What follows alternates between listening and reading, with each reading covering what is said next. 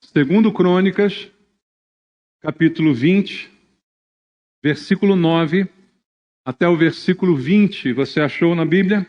A palavra de Deus diz: se algum mal nos sobrevier, espada por castigo, peste ou fome, nós apresentaremos diante desta casa e diante de ti, pois o teu nome está nesta casa. E clamaremos a ti na nossa angústia, e tu nos ouvirás e livrarás.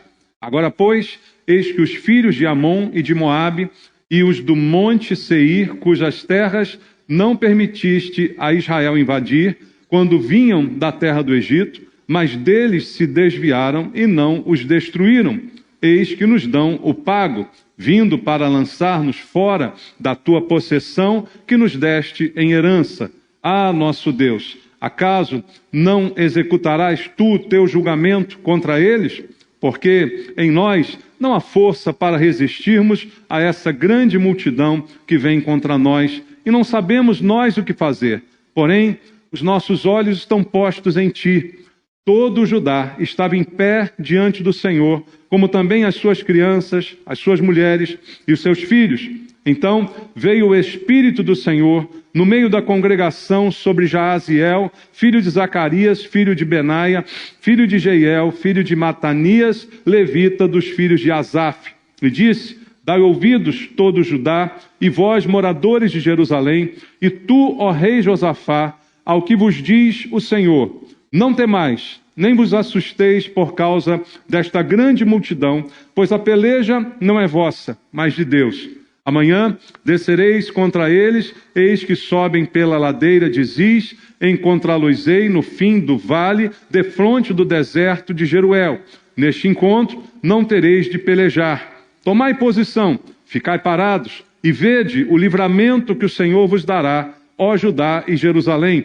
Não temais, nem vos assusteis. Amanhã saí-lhes ao encontro, porque o Senhor é convosco. Então Josafá se prostrou com o rosto em terra, e todo Judá e os moradores de Jerusalém também se prostraram perante o Senhor e o adoraram. Dispuseram-se os levitas dos filhos dos coatitas e dos coreitas para louvarem o Senhor, Deus de Israel, em voz alta sobremaneira. Pela manhã cedo se levantaram e saíram ao deserto de Tecoa. Ao saírem eles, pôs-se Josafá em pé e disse: ouvi-me, ó Judá, vós, moradores de Jerusalém. Crede no Senhor vosso Deus e estareis seguros. Crede nos seus profetas e prosperareis. Amém.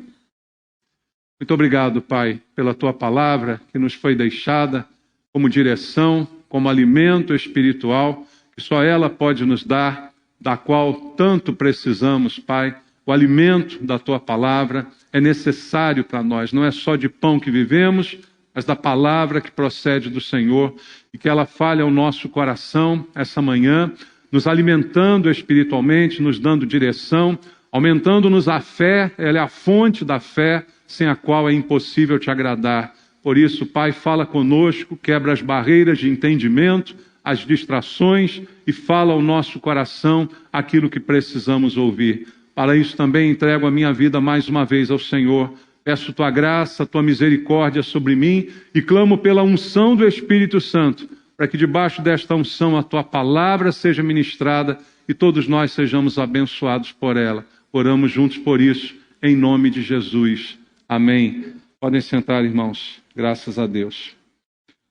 Queridos, esse texto fala de um episódio da vida do povo de Judá, povo de Deus, quando estava sendo liderado por Josafá, o rei de Judá, nessa ocasião. E o que a Bíblia tem a nos dizer sobre Josafá é muito importante conhecer e interessante saber, porque ele foi um dos melhores reis de Judá. A Bíblia narra o comportamento de todos os reis de Judá e de todos os reis de Israel, mostrando suas virtudes, mostrando também seus defeitos. Mas quando a Bíblia fala de Josafá, aponta quase totalmente as suas características boas, e ele foi um dos melhores reis de Judá. E veja o que diz o texto bíblico no segundo livro de Crônicas, aonde estamos, no capítulo 17, um pouquinho antes do texto que lemos, do versículo 3 ao versículo 6, a Bíblia fala assim de Josafá: o Senhor foi com Josafá, porque andou nos primeiros caminhos de Davi seu pai, e não procurou a Baalins, antes procurou ao Deus de seu pai, e andou nos seus mandamentos, e não segundo as obras de Israel. O Senhor confirmou o reino nas suas mãos, e todo Judá deu presentes a Josafá, o qual teve riquezas e glória em abundância. Tornou-se-lhe ousado o coração em seguir os caminhos do Senhor, e ainda tirou os altos e os postes ídolos de Judá. Veja o testemunho bíblico a respeito desse homem. Um homem que a Bíblia diz foi ousado, mas foi ousado no sentido de seguir a Deus. Ele teve ousadia de obedecer, teve ousadia de ser crente, não é mesmo num mundo contaminado. E ele levou o povo de Judá a servir ao Senhor, ele destruiu ídolos ali, não é? Então tudo isso a Bíblia fala sobre ele. Só que quando a gente chega ao capítulo 20, nos deparamos com esse texto em que, apesar dessa virtude toda que tinha o rei, e eu digo até que talvez até por causa disso mesmo, por ele ser um homem virtuoso, os inimigos se levantaram contra ele. Isso é algo que a gente precisa trazer para a nossa vida. Veja, o fato de nós sermos bons, obedientes, virtuosos, não vai nos livrar de sofrermos ataques.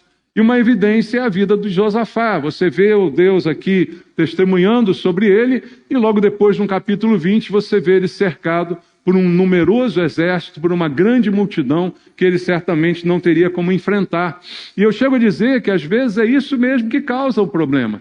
É a santidade que causa o problema, é a obediência que causa o problema. Veja, ela nos livra de muitos males, os males do pecado. Mas, por outro lado, no mundo espiritual, nós somos alvos do maligno, não é? Que tenta, de qualquer forma, nos tirar dessa postura e dessa posição. Então, a Bíblia está aqui dizendo que mesmo Josafá, sendo um homem bom e temente a Deus, ele enfrentou essa adversidade. Veja, no capítulo 20, a gente começou a ler o verso 9, vamos ler o verso 1 e 2. Diz assim: depois disto, os filhos de Moabe e os filhos de Amon, com alguns dos menonitas, vieram à peleja contra Josafá. Então vieram alguns que avisaram a Josafá, dizendo: grande multidão vem contra ti da além do mar da Síria, eis que já estão em Hazazon Tamar, que é em Gede. Veja, ele está lá muito bem no seu reino, muito tranquilo, com tudo sob controle, de repente chega a notícia, né?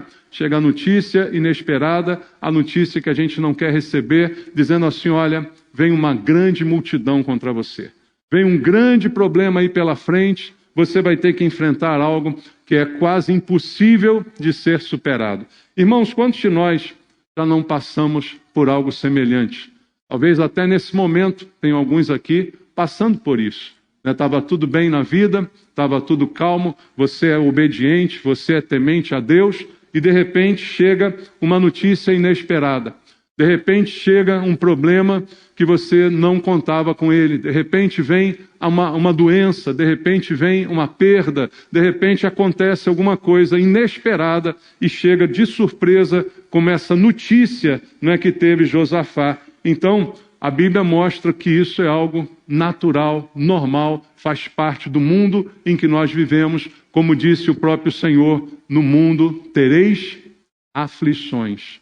Jesus não escondeu de nós, e mesmo o fato de sermos fiéis, mesmo o fato de sermos obedientes, isso não é garantia de que nunca teremos uma notícia ruim, nunca teremos que enfrentar um mal repentino. Isso não é verdadeiro, e a Bíblia mostra isso para a gente também nesse texto que estamos lendo. E aí, qual é a reação de Josafá?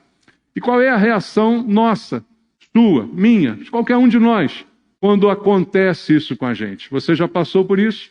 Tudo bem, chegou uma notícia ruim. Tudo bem, chegou uma ameaça. Tudo bem, chegou algo que vai desestabilizar você e que vai tentar te derrubar. Como é que a gente reage? Veja, a princípio, queridos, todos nós somos iguais. Todos nós somos de carne e osso. Tem alguém de carne e osso do seu lado aí? Fica tranquilo, não vou mandar você apertar o irmão, não, né? Tem pastor que aperta o irmão aí. Não precisa apertar, não. Mas eu tenho certeza que ele é de carne e osso, né? Igual você, não é? Se cortar, sai sangue? Sai. Não sai, irmão?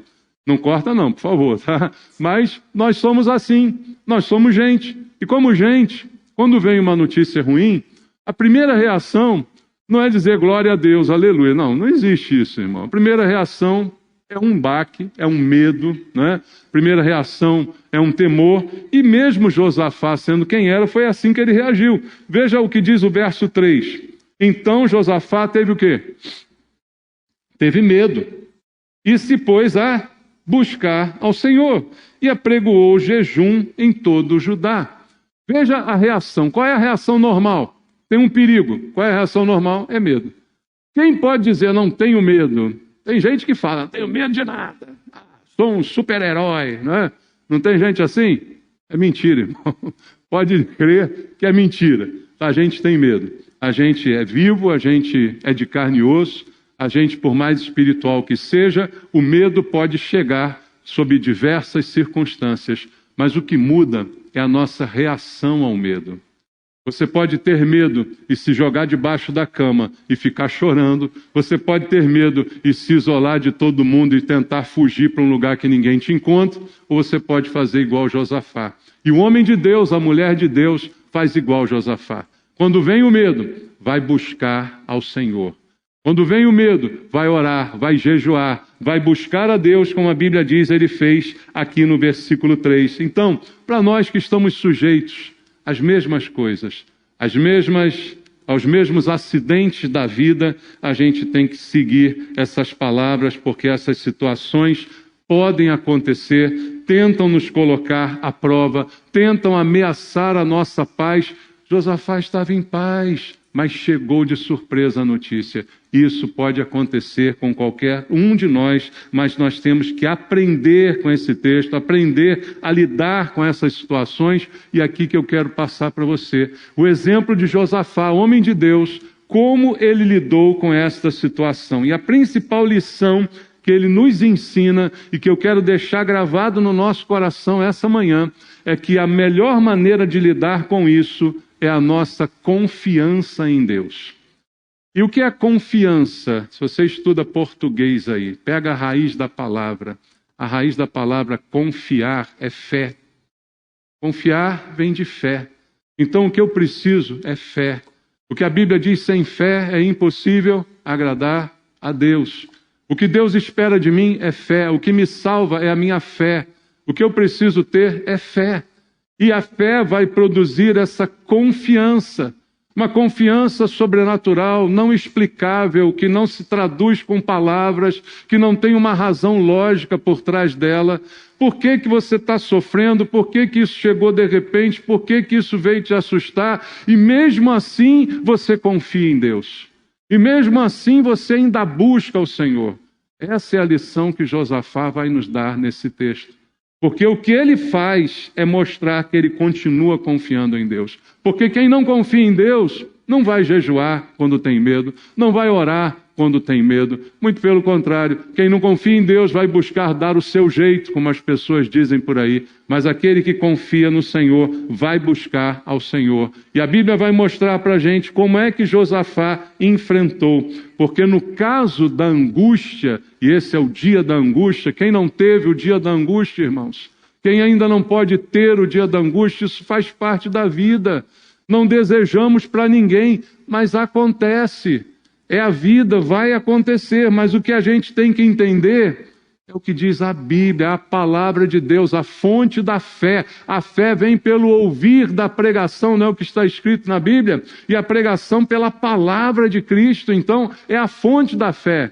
E o que a nossa palavra, a palavra de Deus diz para nós a respeito disso? Veja, em 2 Crônicas, onde lemos capítulo 20, versículo 9, olha o texto que a gente começou a ler.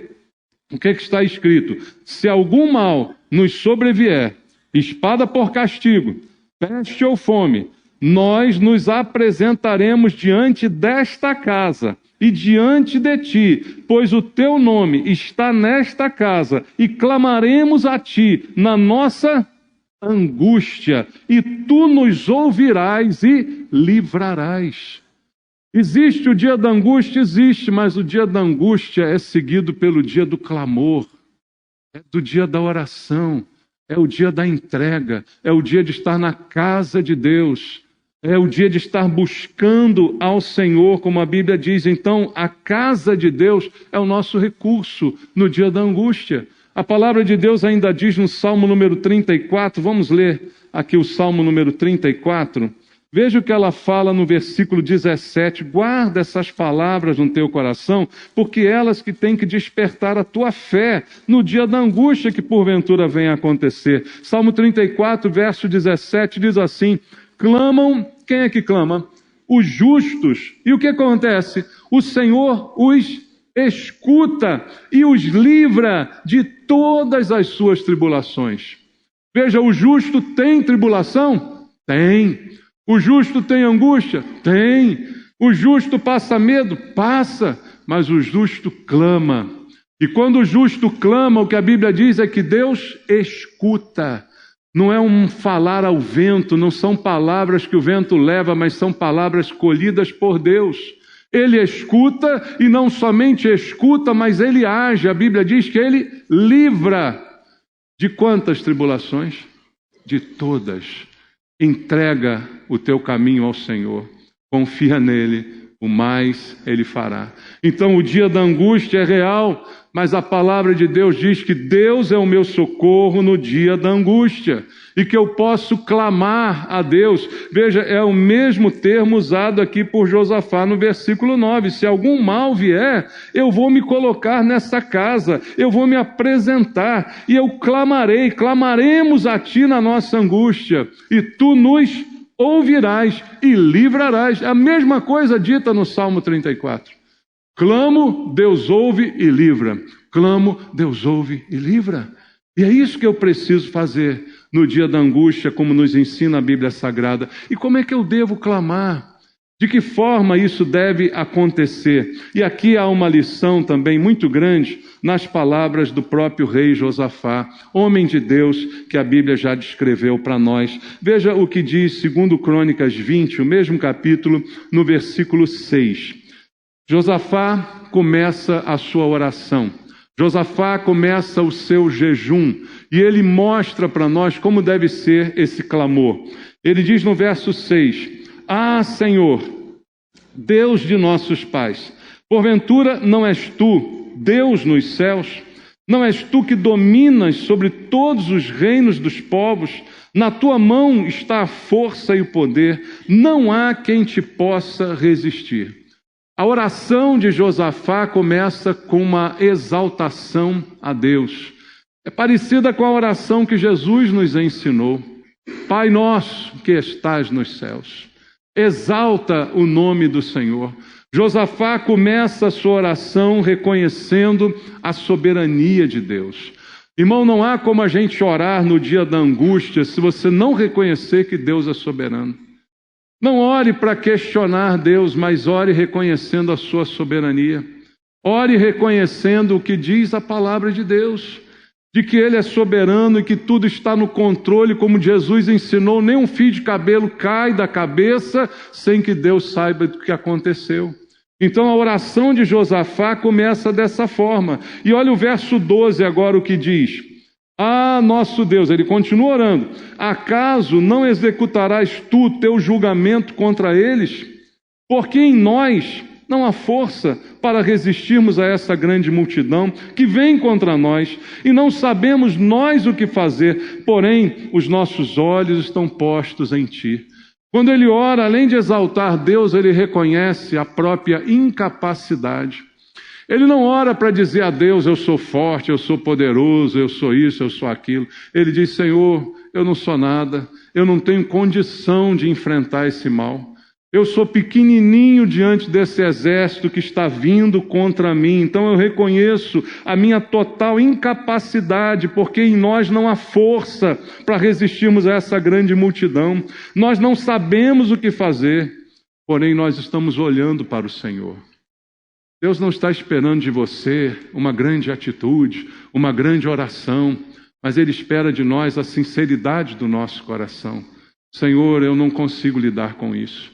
Senhor, isso é muito maior do que eu posso suportar. Isso é muito maior do que eu consigo enfrentar, Senhor. Eu não tenho condição alguma de lidar com isso, mas eu estou olhando somente para o Senhor. Os meus olhos estão postos em Ti. O problema que nós temos muitas vezes, irmãos, é o problema de Pedro. A gente olha para as circunstâncias, a gente olha para as ondas, a gente olha para o vento, a gente olha para a tempestade, aí a gente começa a afundar. Mas se a gente olhar somente para o Senhor, Ele é poderoso para nos suster, diz a Bíblia. Então eu sei que eu sou pequeno, eu sei que eu sou incapaz, eu sei que eu não tenho força. Veja, a oração de Josafá não é como essa oração que alguns andam ensinando por aí, de declarar, eu sou isso, eu sou aquilo, ordeno e amarro e faço. Não, é a oração que confessa a incapacidade. E nem por isso deixa de ser atendido, porque quem faz o milagre é Deus, não sou eu nem você. Nós oramos, mas quem abençoa é Deus. Nós falamos, mas quem dá o sim e o amém é Deus. Não é a minha maneira de orar, não estou ensinando uma fórmula de oração. Não é isso que importa, mas é o meu coração. E o coração de Josafá é entregue a Deus, dizendo: Senhor, eu não sou capaz, eu não tenho a menor condição de enfrentar essa luta, o tamanho desse inimigo, mas eu estou olhando somente para o Senhor. Meu irmão, vamos aprender com Josafá. Você está na crise, você está na angústia, olhe somente para Deus. Não olhe para o tamanho do problema, não olhe para a quantidade do inimigo, não olhe para a luta, olhe para Deus. Fala: Senhor, não sei como é que eu vou lidar com isso, mas os meus olhos estão somente em Ti. Não desvie o teu olhar, porque se você desviar o teu olhar, você vai ver coisas que vão te aumentar o medo. Ele já estava com medo, ele foi buscar a Deus, mas agora ele está olhando somente para o Senhor. E se eu olhar somente para Deus, o medo começa a perder espaço na minha vida, olhando somente para o Senhor. E veja mais o que diz o verso 13, também absolutamente importante. Diz assim: todo Judá estava em pé diante do Senhor, como também suas crianças, suas mulheres e seus filhos. Isso aqui é muito significativo, porque a Bíblia diz que não é só o rei Josafá que está orando, mas é a nação toda orando. E não apenas a nação toda, mas aqui inclui as crianças, as mulheres, os filhos, todos estão todos unidos em oração. O que isso ensina para mim? Se eu estou enfrentando um problema, esse problema não é só meu, esse problema é da minha família. Você tem família? Graças a Deus, né? Quando um membro sofre, a Bíblia diz isso até para a igreja, todos sofrem juntos. Quando um se alegra, todos se alegram juntos. Se isso vale para a igreja, imagina para a família. Se tem alguém com problema na tua casa, esse problema é de todo mundo dessa casa. Esse problema é da família inteira. E aí a família inteira tem que buscar junto. A família inteira tem que orar junto. A família inteira tem que clamar unida, num só propósito. Como ensinou o Senhor Jesus: 2 ou 3 reunidos em oração em meu nome, eu estou ali. Se ambos concordarem, haverá o amém. Então nós precisamos aprender a enfrentar essa luta unidos. O momento da luta é o momento de se unir. Imagina, vem o inimigo, então vai cada um por si, Deus por todos. Aí o povo seria dominado. Mas não, todos estão juntos no mesmo propósito de oração. Todos estão orando na mesma direção.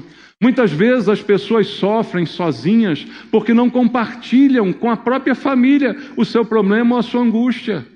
E aí a pessoa entra em crise e a crise acaba piorando porque ninguém está acompanhando esse sentimento e aquilo que está sendo vivenciado.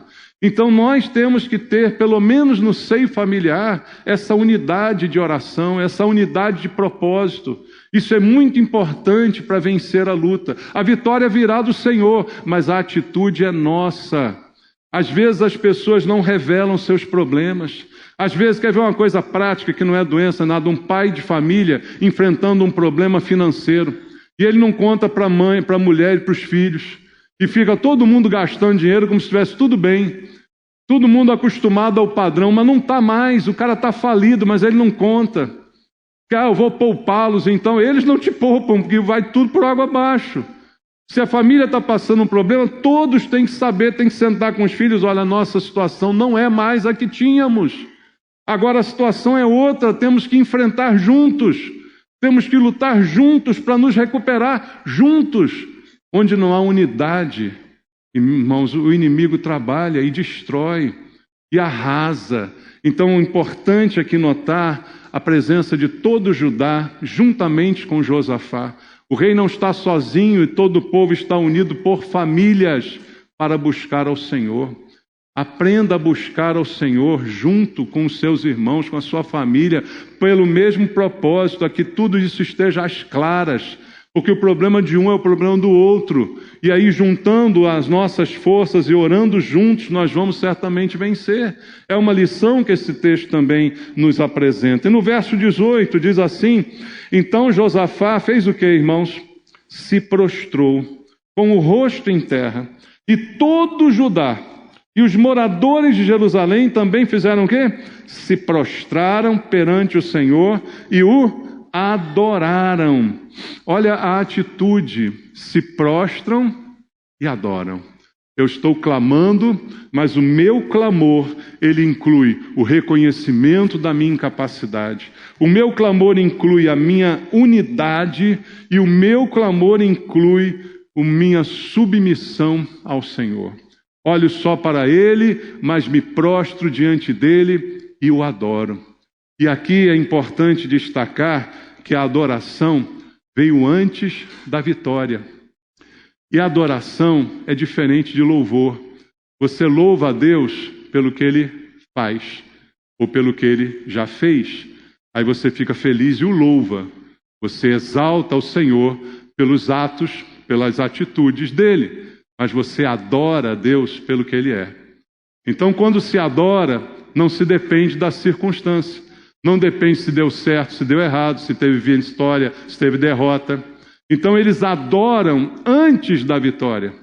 Eles adoram antes da resposta à oração. Isso não é uma lição tremenda para nós? Pensa nisso. Adore a Deus. Quando vier a vitória, aí você o louva. Mas agora que você está sofrendo, você tem que adorar. Adora a Deus. A Bíblia mostra isso. Jó adorou a Deus, a Bíblia diz. No meio de tudo que estava vivendo, Jó adorou a Deus. Não é para louvar, é para adorar. Louvar é consequência de uma vitória, você louva, mas a adoração é pelo que Ele é. Ele não deixa de ser o que é, porque você está perdendo ou sofrendo. E Ele não deixa de ser o que é se você estiver vencendo. Ele é sempre o que é. Então você o adora pelo que Ele é.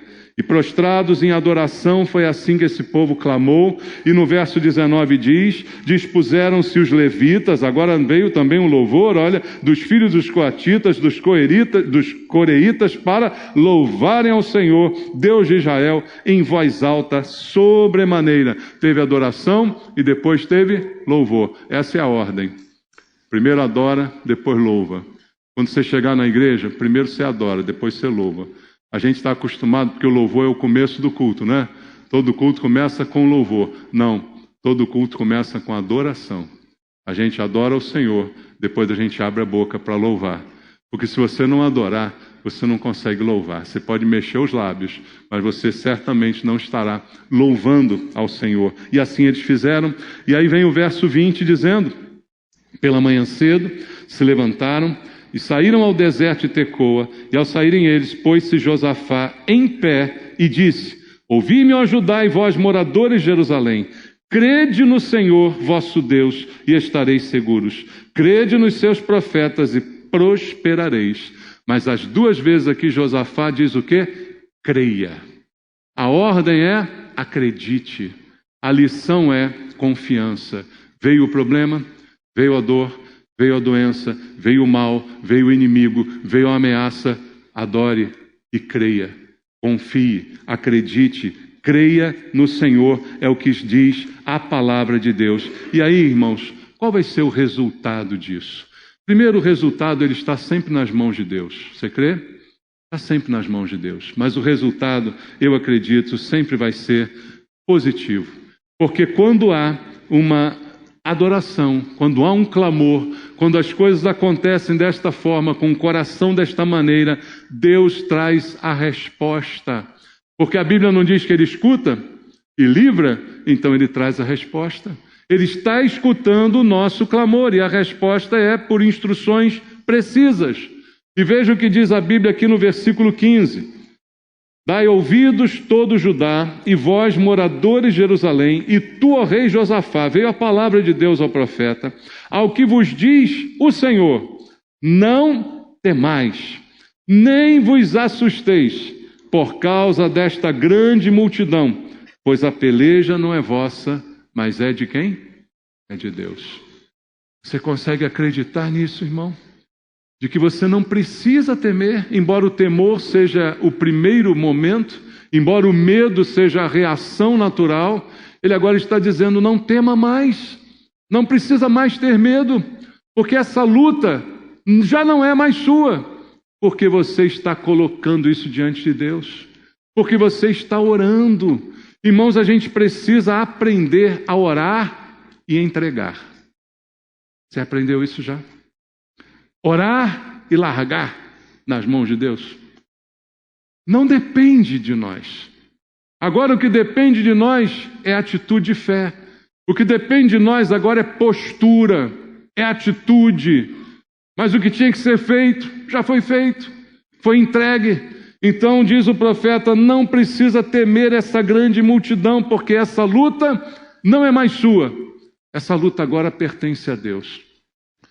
Essa luta agora está com o envolvimento de Deus. Então você não precisa mais de uma postura de medo. E aí vem o verso 16, onde está escrito assim: amanhã descereis contra eles. Eis que sobem pela ladeira de Ziz, encontrá-los-ei no fim do vale, defronte do deserto de Jeruel. E aqui a Bíblia diz pelo profeta que eles não precisavam temer. E aí diz algo mais ousado: agora vocês precisam enfrentar. Uma coisa é não ter medo, outra coisa é enfrentar, né? O medo veio, agora eu confio em Deus, o medo saiu. Agora diz: agora vai lá e enfrenta. Mas eu sou pequenininho, e ali é uma multidão, eu estou sozinho, e o inimigo é muito maior do que eu. Vai lá agora, porque agora você vai enfrentar. Agora você vai para o enfrentamento. E essa etapa também é muito importante, você vê vários exemplos na Bíblia assim. Você vê Davi quando enfrentou o gigante Golias, o que ele fez? Ele partiu para cima do gigante. Ele não esperou o gigante partir para cima dele. Ele não esperou o gigante crescer mais do que já era grande. Ele partiu para cima do gigante. E agora Deus está dizendo àquela nação: vocês vão enfrentar, vocês vão lá, vocês vão descer, descereis contra eles, vocês vão pela ladeira, vocês vão chegar no vale, de frente deles, vocês vão encarar o inimigo. E é difícil encarar o mal, irmãos. É difícil encarar o inimigo quando ele é muito maior do que a gente. Imagina Davi olhando para Golias, né? Como é que funciona isso? Muito maior, muito mais poderoso, muito mais numeroso. Mas você vai, porque agora a peleja não é mais sua, agora a Bíblia diz: a peleja é de Deus, e eu vou. E é só isso que Deus quer. A única coisa que Deus quer é que você enfrente. Você teve medo, isso é normal, mas você foi orar, você foi adorar, você foi buscar, e agora ele diz: não precisa ter mais medo, enfrenta essa situação.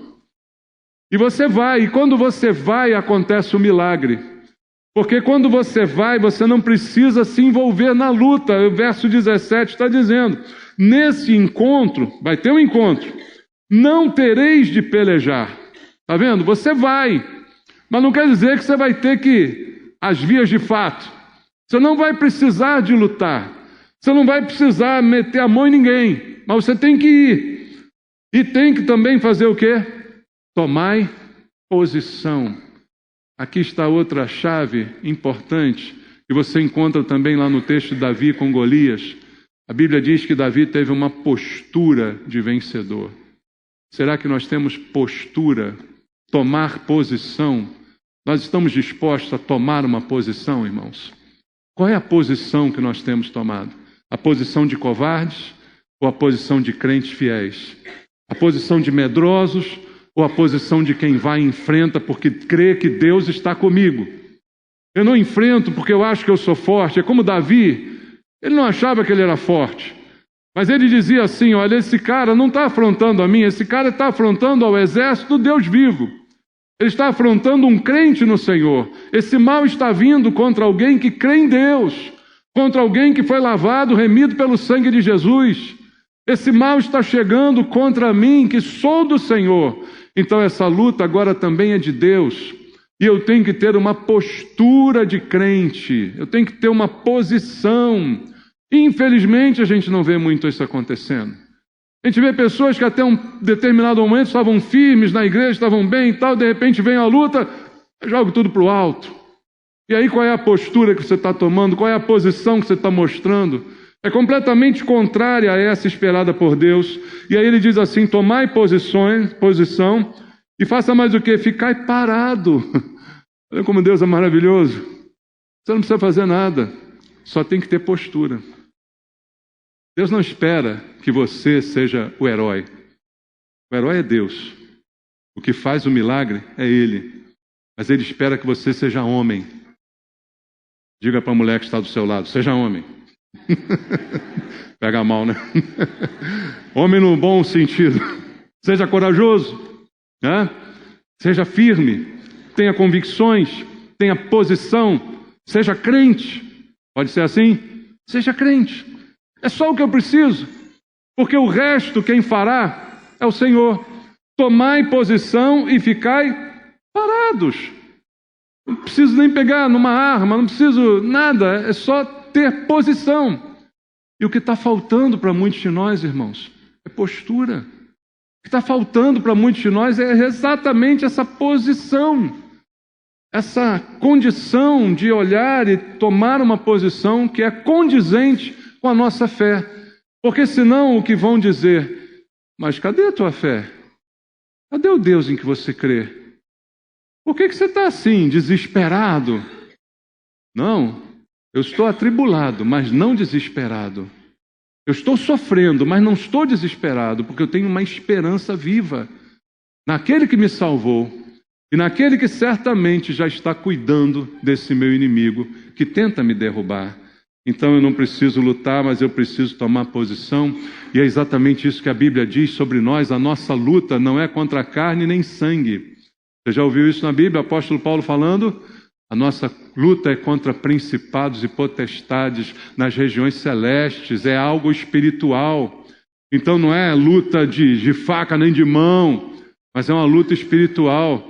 E na luta espiritual a melhor arma é a fé. É o escudo, é o capacete, tudo lá em Efésios 6, como o apóstolo Paulo fala.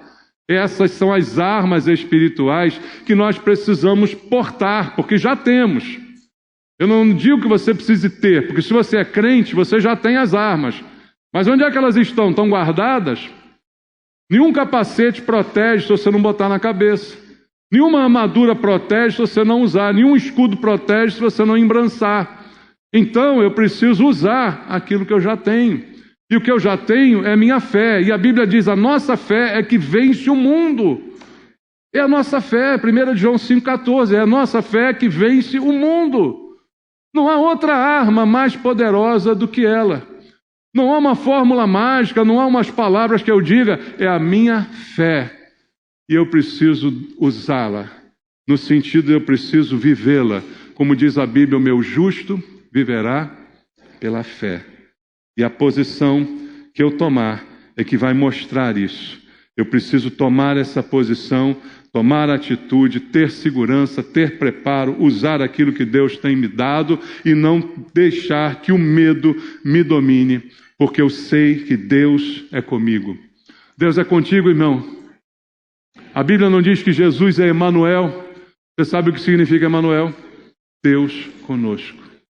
Não é uma frase de efeito, é uma verdade. Ele disse, eis que estou convosco todos os dias até a consumação dos séculos. Não há um dia que você esteja sozinho. Não há um dia que você esteja abandonado, como Deus diz lá em Isaías, ainda que uma mulher possa abandonar um filho que ainda a mama, eu não te abandonarei. Eu estarei com você. Então Deus está conosco, as lutas vão acontecer, mas a postura é minha. A fé é minha. Essa é a única parte que eu tenho nisso tudo, é acreditar e enfrentar, e me colocar e tomar posição, e mesmo que eu fique parado, o milagre quem fará é o Senhor. É Ele que realizará esse milagre. Então, diante dessas promessas, o que eu tenho que fazer? Eu tenho que fazer a minha parte. E a minha parte Deus não faz por mim. A minha parte é orar. A minha parte é clamar. A minha parte é crer. Deus pode fazer tudo por você, menos clamar por você, menos crer por você. Quem clama é você.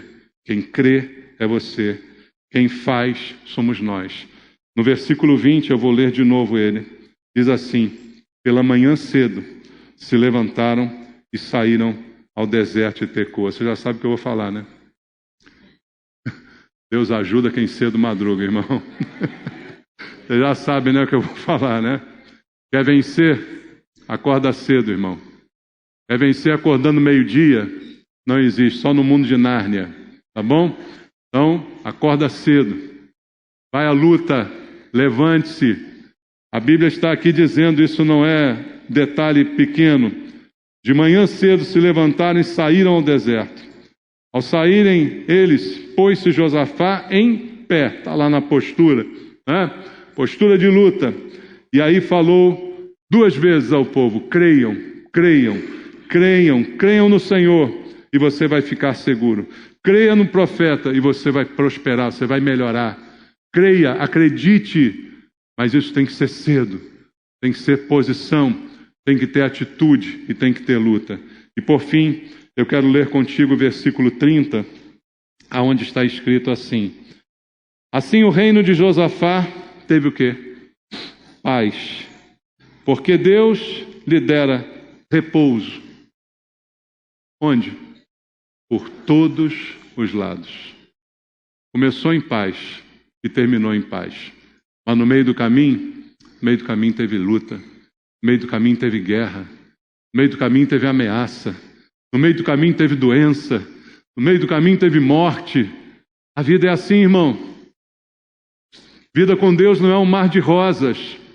Mas acontece, Jesus disse, tereis aflições.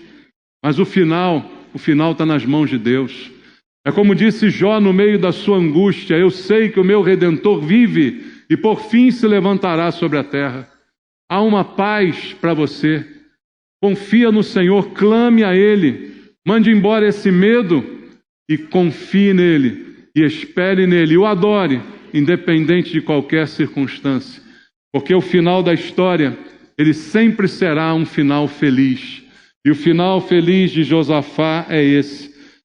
Josafá reinou, e o reino de Josafá teve paz, e Deus lhe deu repouso por todos os lados. Todas as áreas ficaram ajustadas por Deus. É assim que a gente quer a nossa vida? Então viva o durante, viva o agora, e faça o que tem que ser feito nessa hora. Tome a atitude correta e tenha a postura correta que Deus espera de nós. Obedeça, creia em Deus e Ele vai te dar paz, segurança. Creia na profecia, creia na palavra de Deus e você vai prosperar em nome de Jesus. Amém? Vamos orar. Fala com Deus agora, meu irmão. Eu não sei com que luta você chegou aqui essa manhã. Eu não sei se você está vivendo esse tempo de Josafá, em que um problema chegou, um inimigo muito maior do que você consegue lidar, uma angústia, uma tristeza, um problema, uma perda, uma doença. Não sei qual é o seu problema, mas eu quero orar por você e junto contigo. Se foi contigo que Deus falou nessa mensagem, vem aqui orar junto comigo. Venha colocar sua fé diante de Deus, aqui nesse altar, entregando a Ele aquilo que você tem carregado, aquilo que tem te assustado. Coloque diante dEle e tome uma posição de fé essa manhã. Se é contigo que Deus falou, vem orar. Venha colocar diante do Senhor a tua causa. Venha clamar como fez Josafá. Que o medo vai embora, que o medo vai sair e vai vir a paz que excede todo entendimento, porque ela acontece mesmo antes da vitória. Ela faz você adorar mesmo antes do final da história, mas o final da história é o melhor que Deus tem para você. Eu não sei qual é o seu problema, mas eu digo a você que Deus conhece. Eu não sei qual é a sua dor, qual é a surpresa que você teve, qual é a notícia ruim que chegou de repente, nem o momento que você está vivendo. Mas eu sei que Deus sabe. E eu sei que se você clamar, como diz a Bíblia, o justo clama e o Senhor escuta. Deus está aqui escutando a nossa oração essa manhã. E a promessa dele é que ele livra de todas as tribulações. E eu creio. E Pai querido, eu te peço, junto com os meus irmãos em oração, nós clamamos ao Senhor essa manhã, que o milagre que esse irmão, que essa irmã precisa, venha do Senhor, venha de Ti, meu Pai, acompanhado pela fé em cada um desses corações, pela certeza, pela convicção, pela paz, que já pode reinar agora, mesmo antes da resposta. Deus, em nome de Jesus, cuida dos meus irmãos aqui, Pai. Tira esse mal, tira esse medo do coração, tira, Senhor, esse pavor, tira, Pai, essa angústia que está no coração dos meus irmãos. Faz um milagre agora, eu te peço. Dá paz, paz por todos os lados, Pai. Eu te peço esse milagre na vida dos irmãos. Uma solução completa, porque o Senhor não faz nada pela metade. Mas tudo está nas Tuas mãos. E nela nós entregamos as nossas orações. Abençoa, Pai, o Teu povo. Em nome de Jesus. Amém. Deus te abençoe.